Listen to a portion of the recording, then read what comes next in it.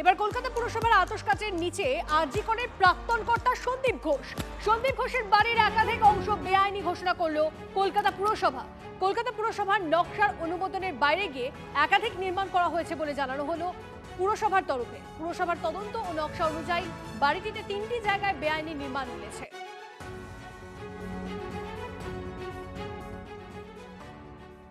RG Kar medical কলেজের প্রাক্তন principal Sandeep Ghosh, তার বাড়ির একাংশ বেআইনি। কলকাতা পুরসভা থেকে এই মর্মেই কিন্তু বিজ্ঞপ্তি জারি হয়েছে, নির্দেশ জারি হয়েছে।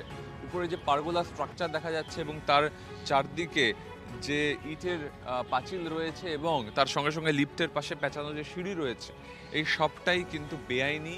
অভিযোগের ভিত্তিতে হিয়ারিংয়ের পরে কলকাতা পুরসভা সিদ্ধান্ত নিয়েছে 45 দিনের মধ্যে এই অংশ ভেঙে ফেলা হবে।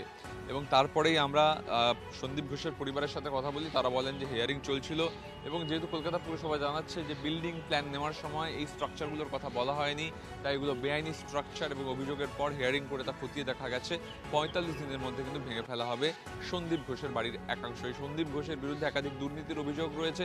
তিলোত্তমা কাণ্ডেও তার ইনভলভমেন্ট নিয়ে তুমুল আলোচনা হয়েছে। এবার তার বাড়ির একাংশ ভাঙা পড়তে চলেছে। ক্যামেরা অভিজিতের সঙ্গে সুমন, টিভি9 বাংলা, কলকাতা। পুরসভা থেকে একটা অর্ডার হয়েছে, এই বাড়ির বিল্ডিং প্ল্যানে গন্ডগোল আছে, আপনি কি জানেন? না, আমি বলতে পারবো না স্যার। বিল্ডিং প্ল্যান ঠিক আছে জানেন? হ্যাঁ, সব কিছু ঠিক আছে, সব ইয়ে চলছে আর কি। হিয়ারিং চলছে হিয়ারিং। তাই ওই উপরের তলাটাকে নিয়ে গন্ডগোল? আমি জানি না, আমি ডিটেলস বলতে পারবো না। আমি এখানে থাকি, মেয়েদের বাচ্চাদের দেখাশোনা করি।